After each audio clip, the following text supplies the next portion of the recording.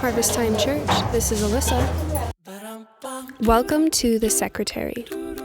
Here we will dive into the nitty-gritty discussions about God and how to live a real life. I am Alyssa Thoms, a secretary from Harvestime Church in Wisconsin. With my desk sitting in the middle of the office, I get to be a part of the pastor's eureka moments and amazing discussions. But only a portion makes it into the sermon on Sunday. I want to bring you into my world of being in the crossroads of these amazing conversations. Here we are entering in our second episode of the Secretary podcast. Now we got a special treat for you today. I would say that's a kind of a two-way street because this podcast episode is actually someone interviewing me. But the person that is interviewing me is a wonderful friend of mine that I very much have enjoyed hanging out with him as he's been in town because he's actually from Seattle. But we have Steve Hayes and I kind of discussing just about podcasting in general, but also specifically the secretary and where the direction is kind of going with this podcast specifically. I also want to mention to you listeners that Mr. Hayes has an amazing podcast that he releases every Monday called the Happy Life Podcast. I listen to it every week and it is a lot of fun. I urge you to go check it out. But you also may hear him call you happy lifers in this interview, and that's all part of his podcast. So if you want to learn more about that or hear more from Steve Hayes, which I know I do, definitely check out his podcast. So sit back and enjoy, and let's hear from Steve Hayes. What's up, happy lifers? Thanks for joining us today. I hope you had a fantastic week. I am excited for today. We are in Happy Life Studios, the one in Wisconsin. Yes, we are on location. You are road tripping with me today, and so I have my little portable studio set up, and we have a special guest that I want you guys to meet. Alyssa, welcome to Happy Life Studios. Hey, thanks for having me, Steve-O. It's so cool to have you, Alyssa. Alyssa is a longtime Happy Lifer, and we met. Boy, and anyway, you're gonna enjoy this podcast because you're going to enjoy Alyssa. I don't know many people who don't. Alyssa, you have a fantastic message. There's a part about you that's contagious. I probably shouldn't say that in the day of coronavirus, but there's a part of you that's very contagious. And I'm glad that you've been a happy life for all these years, but I'm more glad, more happy that you've been a friend. How long have we known each other? Oh yeah, we go back. Like 9 years, 10 years, 8 years. I'm not very good with numbers. But when you're talking about years, I probably wouldn't be able to pinpoint exactly, but I would say you're about right with 10 years. Okay. About that, maybe even 11. Didn't we meet at a retreat a long time ago? We did. Yes, you remember right. We are at Harvestime Church right now, and I was a youth leader for the first year. So yeah, that would be about 11 years ago because I got out of high school. Okay. Immediately was a youth leader because of course, I'm used to the youth area. And we went to a thing called Winter Retreat, which is, it was out, I think it wasn't even at Spencer Lake that year. It was at a different, like Camp Wilderness or something. It was in Wisconsin somewhere, right? It was in Wisconsin. Had a not lot too of snow. Far. Lots of snow. Lots of fun activities, broom ball. Spencer Lake was a campground that we always went into summer camp and stuff like that. But this time we went to a different place. In fact, and it was a whole bunch of churches involved. Is that right? Yeah, It got bigger even throughout the years. More churches started becoming a district-wide event. But at that time, Pastor Kyle, he had been doing this for a while. And I think he was actually starting out at that point, but he has done it since and it got bigger. But it was multiple churches sharing the same area. I don't know if we shared the same service at that point. Right. But we all share the campground, but then they each had their own little thing that they did for their gatherings or their services or whatever they did. And I got to speak at it. Yeah, you did. That was the first time I met you. Wow. And you survived? Barely. It was fun. Well, because I was just kind of blooming into this new life of being an adult. And so that was my first year being a leader. And I was very much being spoken into as much as the kids, in my opinion. I look back at that, especially meeting you there. And I was like head of a room for some girls in a cabin, which, they had their own cliques. So I was there, my at that time, future husband. Then maybe we were even dating. I don't even know if we were dating then. was a leader for the boys. So we were you were dating then, if I remember correctly. You guys were dating then. Yep. I know he Adam. He liked me a little while before I dated him. Oh yeah. And you knew that too, didn't you? Oh yeah. Yeah. Girls always know. We always know. And the guys, we try to act like, you know, but you guys know. Yes. So anyway, you were both there. Yes. He was a leader as well too, wasn't he? Yeah. He was a leader, and you were there for the weekend as the speaker. It was really great. You were teaching on how to hear from God, and it in a very real way. So it was actually going into your head and inviting God into your room, into your area, but also learning to hear from him with pictures and with maybe visuals basically. And never had done that in my life before. Never have I ever. And was that weird for you? It was weird. Yeah. Because you started telling me stories about people I think one was about a Barbie, and you're like, how could this be part of your life? So I'm seeing a Barbie, and you're like, actually it did matter because this thing happened and the Barbie was integrated this way. So thanks for speaking that. And you were affirming all these kids' visions, and you were letting them, we were all sitting in a quiet room, and I think you were sitting on a chair. We were all around you on the floor. This might be a glorified memory, but that's how it felt. I think we were just very quiet. And that's good, because I normally don't get glorified memories about me. They're usually what would be a non-glorified memory. Nightmare, maybe, but I'm glad it was a good memory. It was for great. You. It was I grew so much. So we're sitting there, we're all sitting around in a circle. See, I don't remember any of this stuff. I mean, I remember when I hang out with my college friends, from back in the day, and they'll be like, remember when we did this? And if it's happened once, it's happened dozens of times. I'll be like, oh, that was hilarious. We did that. Who did that? And they look at me like, we did. And I'm going, oh man, that was hilarious. And they look at me like, Steve, it was your idea. I don't remember any of that stuff. So this is almost like hearing it again for the first time for me, because 11 years ago, man, I can hardly remember 11 minutes ago. So yeah, keep going. I didn't mean to cut you off, but no. And you've been speaking so many places. You spoke at this event specifically probably a few times anyway. Yeah. So I don't blame you, but I did see something, and I told you, and you affirmed it in me. You said, this connects to my life because of this. And you said, don't be afraid to say things. If it comes, it comes. And if it doesn't directly connect now, it might connect later. So just say it. And that was the first time that I saw a visual from God. And ever since then, it's been a way that I do hear and see and feel from God. He sends me things visually when I'm, meditating on him or praying praying to him. So in case the other happy lifers don't necessarily understand what we're talking about, I'm tracking with you, but I want to make sure that, so we were in a setting where we sat down and correct me if I'm wrong, but we said, God, what do you think about me? Or what do you think about my situation? And then we look around the room and see if something sticks out to us, or we close our eyes and see if something, a feeling, an image, a movie scene or something like that sticks out to us. And then we begin to talk about that and find out is that kind of, it was all trying to allow God to show us how he felt about us. So this is you're exactly right. But this is how I remember you having it, because as you're talking to your happy lifers, you're right. You see people, it's easy to see God as this very reverent, which he is, but very far away entity. When really you go to movies with him, and you've had a snowball fight with him, and you were teaching us that he isn't that far. He's right. He's a friend. You go to you go to movies with him. He's right there. He is a friend. And was that hard for you to listen to? Was that hard to accept? Was that weird for you to hear that God wanted to be your friend? Did you? I loved it. Yeah. And it actually meant a lot to Adam. I mean, by the end of that whole thing, he was crying, if I remember right, too. It spoke a lot to us individually, but then also as we grew together and got married, it helped us even as a married couple. Really? Yeah. It was good. I mean, I could say Adam's a very, very, dedicated happy lifer. Wow.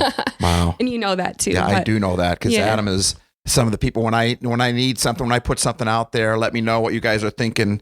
Adam oftentimes is the one who does that. And I do know that Adam has, I think that retreat was really big for him too, wasn't it? I think he's told me that before. So yeah, because that's where he met you too. And ever since then, he had been following you. And I remember when he said, Steve-O has a podcast, and we started listening to you every week. And that's where it began, Which is cool for me, because when I'm in the moment, it's just a regular moment for me, and then to hear 11 years later, everything you're saying right now is just really making me happy inside. I mean, it's really, I'm just grinning like crazy inside as well as on the outside. But, or like when you a few years later after that, you came up and said, here's what happened at the retreat. And to me, it was just a normal thing. I didn't realize the difference it was making in your life or anybody else. Like the little things that we do in life, we don't always see the results of them.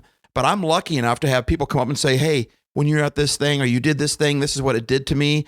And when I was just going through it, just a normal moment. But then when you come back, you realize that was more than a normal moment. And I think a lot of times, happy life or the way we live our life, we just think it's a normal moment, but we don't realize the type of influence that our good attitudes or negative attitudes can have on people, or the words or the actions that we do. Yeah, no, that's totally right. And do you remember when I think the next year I came to you and I had written that story out about the snowball fight? Yes. Yeah. Yes, that's right. Because I shared a story about one of the students at one of the retreats I did had a snowball fight with God, and it is a hilarious story. I probably talked about it on the podcast. I don't remember. I've done so many podcasts now, but it was, and I shared that. And then you actually went and wrote like a short story on that or something, right? I did. I'm a creative writing graduate from UW Eau Claire. And so we had to write stories every week, whether it was 1 page, 2 pages, even longer for like the final stuff. But we would have to read each other's. And I wrote that so my whole class could read it. Wow. The story of a guy having a snowball fight with God, which blows a lot of people's minds away. But I'm telling you, that's who he is. Just because no one talks about it doesn't mean God can't. He has a sense of humor. He does. Yes. I mean, where do you think we got it? The Bible says that he made us in his image. You know, he's a funny guy. He's a fun guy. He's a serious guy, but he's also a fun guy. And just because you don't hear a lot of people talking about God in that realm doesn't mean he's not that. I mean, he is so much bigger than we make him out to be. And a pet peeve I have, and that's one thing I kind of fight against in with Happy Life Studios, is that we put God in this box. We say, here's what God has to look like, and here's what a follower of God has to look like and has to act like. And I'm like, who makes up those rules? Who says that? You know, I mean, God loves us and he's fun and he likes to goof around with us. And he likes to have a snowball fight with us, and he likes to go to movies with us. So I think God likes to be included in our everyday world, but we tend to separate him and say, I'll think about you when I go to church.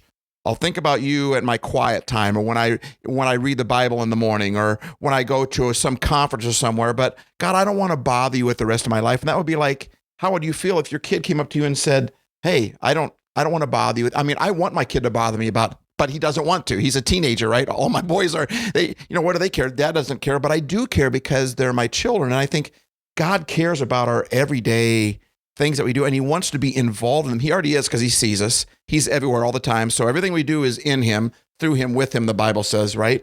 But there's something on a different level when we acknowledge the fact. You know, the Bible says, in all your ways, acknowledge God, and then he'll direct you. And when we acknowledge him, that he's with us, when we're having a snowball fight, when we're having whatever, I just think it's a whole another level. Yeah, absolutely. Actually, you saying that whole thing brought back memories of that 11 years ago. Wow. Because, I mean, that was your point to that message. I mean, maybe you've changed a little bit of the stuff, but the heart is the same. I mean, God, and that's what I remember you talking about, going to a movie and people would say, what's that guy doing by himself? And you're like, I'm sharing my popcorn with Jesus, Yeah. and you're singing with Jesus in your car. And it did make an impact, because I feel personally that when I hear people speak, there's a lot of the same messages, and it's not bad. It's biblical. There's a lot of biblical messages that need to be shared. But when you're talking about forgiveness, and I'm like, I know this. And you were talking about, well, relationship with God, but relationship with God, like be a friend to him, and he's a friend to you. And that's love, that personal connection you have with him. And I loved that. That's what I learned 11 years ago. I'm sitting here at I've grown up in the church, and yeah, you can have a relationship with Christ, as they say, but what does it mean to have a relationship with God? It's crazy, because I've heard that over the years. I've heard that so many times. I've had $1 for every time I heard that.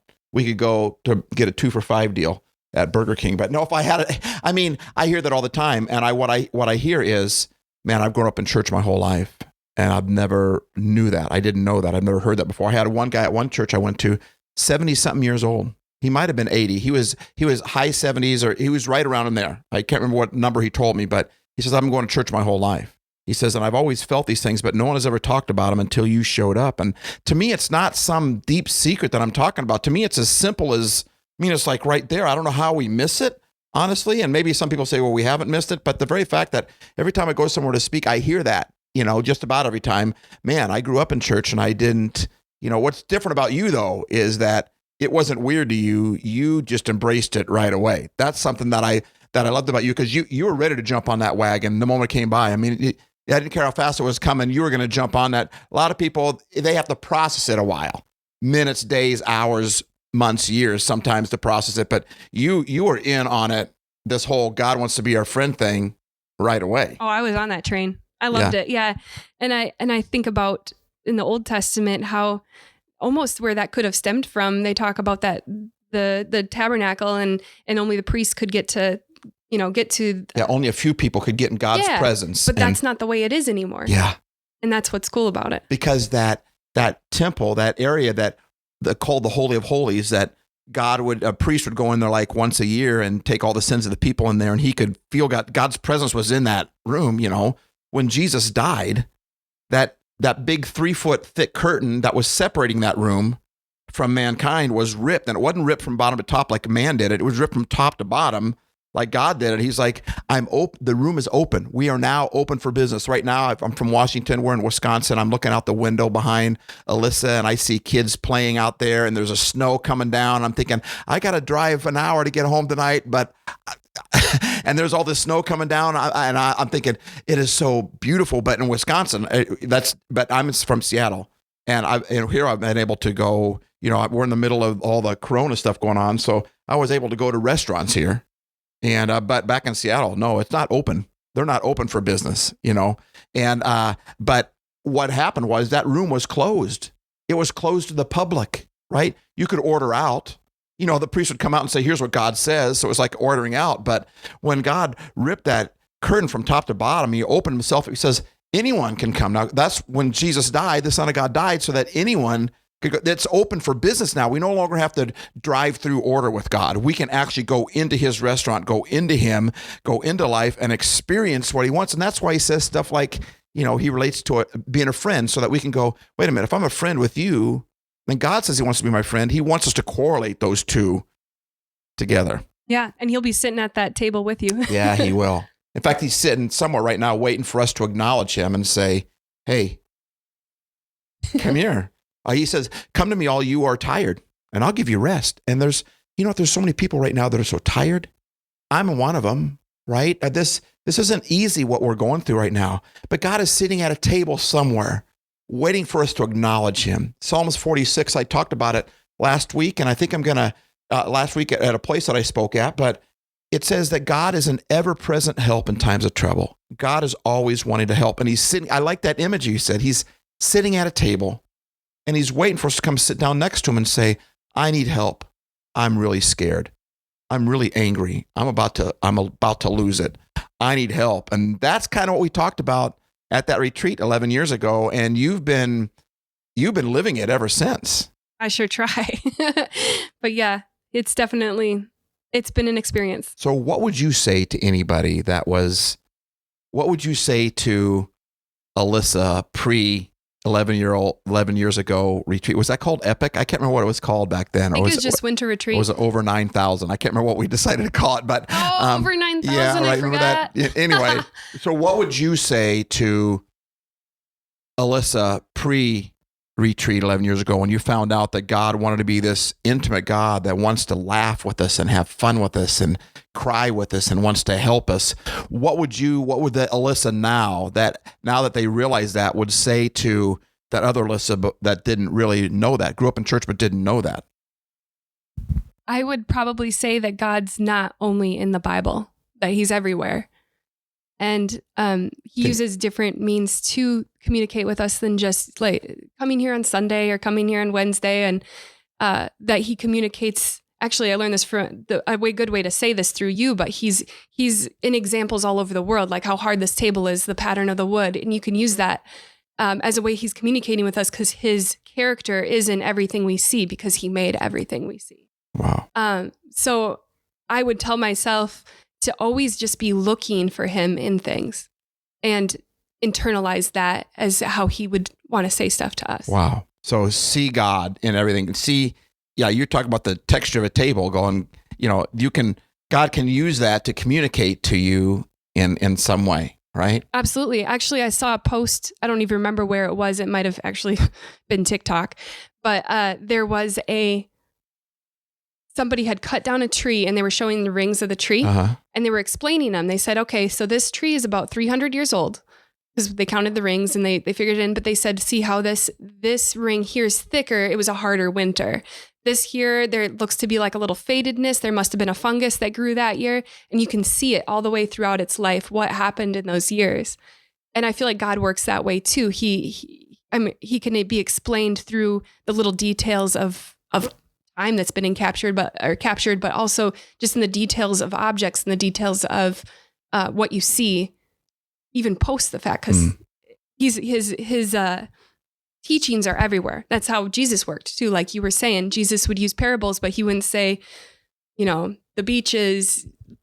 The parables were just simply, that was a word back then for stories. He was a storyteller. But he would look around. Yeah, what he saw around him, and he'd say, "Oh, God is like that thing I'm looking at right now." Exactly. What I'm trying to tell you guys is like the thing right across the street. Take a look at this thing that's going on right now. And that's what happens to me in movies. That's how one way that God communicates to me. And music with you. And music too. You're right, a lot. Yep. And you're right. When you say God isn't just in the Bible, it means don't just limit him to just Bible verses.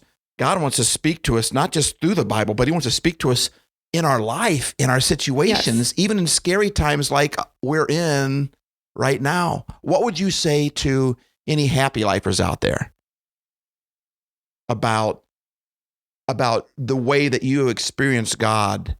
That God's all around us, that those parables were stories, but he was using things he saw. Yeah. And then I realized that. Before that, I was looking at the colors. It was a really beautiful day. And I was just looking at the colors and how vibrant the green was and how the water reflected the sky and it was blue. And he didn't have to make how vibrant those colors were. He didn't. But there was a reason. And that's why he's saying, I want you to acknowledge me in everything that you do because I want to help. That's what God is saying. He wants to help us. But if we want to acknowledge him, we don't ask for help. His help doesn't really go anywhere. He wants to be included in our life. So 11 years later, fast forward 11 years. Or is that backwards? I can't tell if I did. Yeah. Okay. So now fast forward 11 years. Now you're working at a church in Eau Claire, right? And your role is the secretary or administrative. What is your really role? I call you the secretary, but you're so much more than a secretary. I mean, you just graphic call me the designer, boss. the boss. Yeah. I'm joking. Anyone that's worked in an office or worked in a church knows that. Yeah, you think the boss is in charge, but we all know the one you're at the desk that's in the middle of all the offices, right? And you know how to get stuff done, and you know how to. And I know who really runs the joint, but we just you guys that run the joint, you don't want people to know that. You want them to think that, but we all know that the secretaries that run the whole. All administrative people need someone to administrate. Honestly, I would not have a job, and I joke about it. I am a very dedicated, and I actually do. I have a gifting in administration. I know it's a gifting that some people don't have, but I also I don't have the quality, or I don't have the gifting of like public speaking as much. So we're all part of the body. We all have our role, and we do it together. And I joke about it because even pastor will say something like, if anybody has a question, he'll point to me. He'll just know, and I do my part. But I'm an office administrator. I'm the secretary. And what's it like being in the middle of that? Do you enjoy that? What's it like being at that main desk that all these other people are around? Oh, I'll tell you. Okay. So I got hired 3 years ago, and the office is laid out where there is one main room, and they had just done redid my desk. My desk is the best desk in the office, which is pretty sweet. And I don't know how I got into that lucky situation, but it is in the middle of this large room as you walk into the office, and every other office is off of that main office, which is mine. We have a youth pastor, a kids pastor, a worship leader, and a senior pastor. So they all have their own little offices. And I noticed that this happened very commonly where I would be working. And he even actually, when I got hired, in my interview, they said, how well do you do with distractions? Because there will be things happen a lot around this office because this is where we have to put your desk. It'd make it easier if it was outside of this area, but this is what we have to work with. So you're inside. And I said, that's awesome. I will be fine. And little did I know what he actually meant was there's a person coming out of the left side and there's a person coming out of the right side. And they're it's excited. like you're surrounded right there. Yeah. And I'm sitting there working on a Facebook post or on a phone call with somebody. And all of a sudden they're talking about something they've read or something they thought about. They were sitting there thinking or meditating on something, and it blew their mind. And they're pastors. They grew up, they went to school, they became ordained. They have these licenses. They went through the typical course of study. And then all of a sudden they're still learning things years and years. Pastor Kim, I think he's been in ministry for, I don't remember how many years, but so Pastor Kim would read something that a rabbi wrote or a YouTube video he saw, and he'll connect it with something else that he had read earlier. And so of in course, the same thing kind of what we were talking about, like he would connect that to something. It's not even necessarily the Bible or something like that, but it might be a magazine that he reads or a video that he sees. And somehow he connects it to, like God connected with parables. He connects it. Is that what you're saying? Yeah, exactly. They would make these connections, like I'm sure everybody does at some point, but these people that have read through the Bible and studied it and then are still making these connections would come out and say this. They would all meet in front of my desk and I would sit there just in my desk. They would all be standing and I'm almost part of this profound discussion that they start bantering off each other. And so, one of them will have this big idea that they came up with, but then another pastor will be like, well, what about this?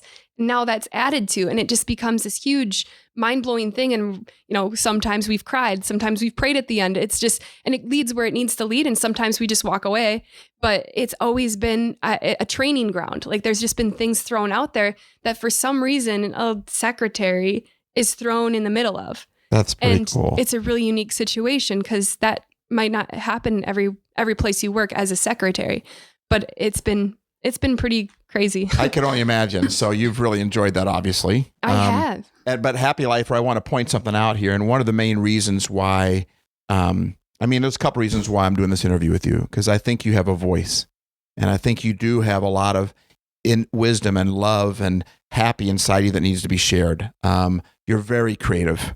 And Happy Lifer, I'm trying to get some of her. I'm thinking another thing, if I do these podcasts and rub like shoulders with Alyssa enough, then maybe some of her admin will fall off on me, which I desperately need. In fact, I'm trying to talk you into helping me a little bit administratively because I'm just lost when it comes to administration. But one of the reasons why, Happy Lifer, I wanted you to meet Alyssa because she has a lot to offer and she's just a regular person, but is so powerful and has so much to offer. But one of the reasons why I'm doing this podcast with you right now is what you decided to do with this position that you've literally been put in, this kind of a cubicle thing in the middle of all these offices. You don't even have an office. It's a wide open space, but all these other offices all around you. So you're getting all this real rich content, all this happy content, all this hope content, all this faith content. They're coming out all excited. And so you get all their excitement on top of it, right? But instead of hogging it, you've decided to do something with it. And what is that? Tell the Happy Lifers what you've decided to do with what your thought process was with all that. So what would happen was these big ideas would be presented in front of me and it would go on for about 30 minutes or so. And then on Sunday, it would be a 10-second snippet from that they would kind of insert into they were already working on a sermon and that's where they kind of came across this. I said, why don't they get the whole thing? Why can't we do that? Well, obviously time restrictions and scheduling and that's just the way services are. And I said, there's so much more to offer in a very intimate environment. They're more than just a person that stands up on stage. There's some intimacy. There are people. So that 10-second, that 2-minute thing that they did on Sunday morning came from a half hour's worth of just rich people pouring into each other, and then it's up down to 2 minutes. That's what you're saying. 2 minutes stuck in the middle of a sermon that you might miss if you're blinking. And everyone else is like, oh, you missed the whole, I was there when that was birthed. I was there. And there was excitement and there was emotion, but of course it came from studying for a sermon for Sunday, so they don't get that side kind of rabbit trail that had been gone off earlier that week. But I said, well, I'm in the middle of this and I think it would benefit people to hear these things and see these pastors as people and not just someone standing up on a service on Sunday. Yeah. And I call that the backside of the pulpit. Is that what you call it? I do. And a lot of people don't get to see that, but I do. Number one, I've lived it, right? Mm-hmm. But number two, a lot of these people that they're also my friends, but a lot of these people that are pastors, you don't see. I think that we think pastors are a certain way, the same way that we think God is a certain way. So when someone like I show up at a retreat and say, hey, guess what? God wants to hang out with you. God wants to have a snowball fight with you. We look at him like, are you kidding me? He's God. And are you kidding me? He's a pastor. She's a pastor. They're not like me. And yet they really are like us. And that's what you found out, right? Oh yeah, they are. And I decided that the best way to do this, and actually the good idea kind of came from Steve-O, because I've been listening to Happy Life podcast for a long time. And I said, well, I don't know what kind of voice I have, but maybe I could get somebody to put on a podcast. Well, then, of course, Steve-O came to town and completely threw my plans apart and said, it needs to be the secretary and it needs to be your voice, because he, just as he said before. That's funny, because you're like, they need to hear about this stuff, but your first thought was someone else needs to do it. I was like, how can I administrate this? This is my gifting. Because I'm an administrator. Yep. Yeah. I'm not a talker. I'm not a. Yeah. Yep. And then I met with Steve-O. We were having tacos and he said, well, why can't you do it? The secretary. And I was like, all right, I think I can do this, but I was very nervous. I knew that you could, but oftentimes we get an idea and then we think it's for somebody else to do. And I think oftentimes God gives us ideas because he wants us to do it, because Alyssa, you have a heart that's not like anybody else's. You have a brain that doesn't function like other people's functions. We are all made unique. And when God sometimes he puts that stuff on us for someone else to do, but oftentimes I was just real excited about your idea. And then when you said, I'm trying to figure out who to do it, I immediately, I was like, what is she talking about? I let you go on for a little bit, but I knew I was going to come back to, Alyssa, you need to do that, because I know who you are. You're like I said before, you're very magnetic, and so anyway, you decided to. I decided, I said, Pastor, I guess I should do this. And he's like, yes, do it. And that was it. I had to do it after I got the kind of the guts from you. You said this would be a great concept to show this backside of the pulpit version of all the pastors. And we have multi-campus. So we have a lot of people that are studying the Bible and meeting people, so that you get a lot of your content from actually meeting people and reading things. And I'm surrounded by very intelligent, very biblically scholared people. And yet they're very fun. They're very loving. I tell you what, I don't work at a church. I've worked at churches in the past. I've been offered jobs at churches, and I don't plan on it. It's not what I'm supposed to do. But if I was to work at a church, this would definitely be one of the top ones I would want to work at. The family that you guys have here, the fun that you guys have, a lot of fun here. And I just wish everyone could see it. That's why I'm so glad that you're going to start a podcast that talks all about all that, because we've got to see, in my opinion, our perception of God is the most important thing that we have. If we think God is disappointed with us or doesn't care about us or forgets about us, then we don't follow him in a certain way. But if we see him as a God who loves to have a snowball fight with us, as a God who loves to reveal himself in the small areas of our life, it changes how we love him and follow him and hang out with him. And so the fact that you have all this rich content that you get in front of you every day, and then you say, I want to share this. Yeah. And the fun thing is I don't have to study a thing. I just ask questions. I need to know a lot. So this is what I want to know. And then I present it, and they have to do all of the work. But now you get to share it with everybody that listens to the podcast. And so I've got something I want to ask you. Uh-oh, here we go. I like I said, who you are and what you have to offer, and this crowd of people that you're around all the time. And I've been a part of those discussions. Okay. And I love how you're sharing that. Would you be open to letting Happy Life Studios host your podcast so that we could also share that with all of our Happy Lifers, and instead of just those on your Harvest Cast? But would you mind if we take your podcast and we post it under Happy Life Studios? Oh, that'd be amazing. I'd love to be an ingrained happy lifer. Dude, you already are, number one, first of all, but that would be so great that we could share you with. So we'll pick another day of the week, and when you put out your podcast, I would love to share them on Happy Life Studios, and it'll have a different intro to it, and it's called it's called The Secretary. The Secretary. And it's cool because you're getting all this information, all this love, all this hope, all this happy from all these different people.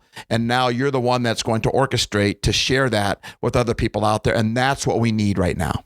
We need people to share some hope, share some happiness. It doesn't even have to be our own.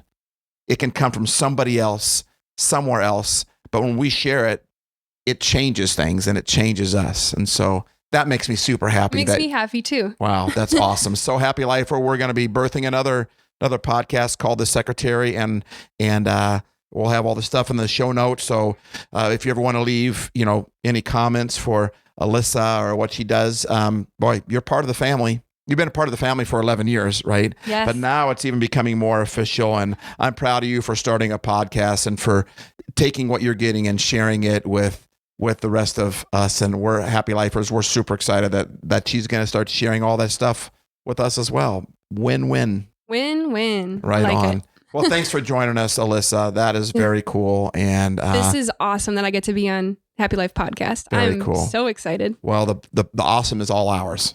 The joy is all mine. This has been great. So thank you very much. Thank you. And also I will be putting this on The Secretary as well, because Steve-O was so generous to allow me to do that, as well as pretty much, well, I guess you could say he's my guest, but I'm kind of a guest on my own. But either way, we get to put this actual podcast on The Secretary. And I want to thank you for that, for providing the equipment and obviously your time and everything. So thanks for that. And you know it. Well, don't Thanks. thank me. Thank the other Happy Lifers who provided this equipment so that I can actually do this when I'm on the road. All right. Right on. And Happy Life and The Secretary. That's right. The Happy Secretary. The Happy Secretary. That's the truth. And we want to keep doing this with Happy Life Studios. That's what we want to do. We want to find people. We want to highlight people because we all have something to offer. And Alyssa, you have so much to offer. And now you're offering what other people have. And that is just so cool. So thanks for coming. Happy Lifer. Thanks for listening. You're amazing. We need you. Keep sharing that love. Keep sharing that happy. And remember, life isn't perfect, but can still be happy. Bum, bum, bum, bum.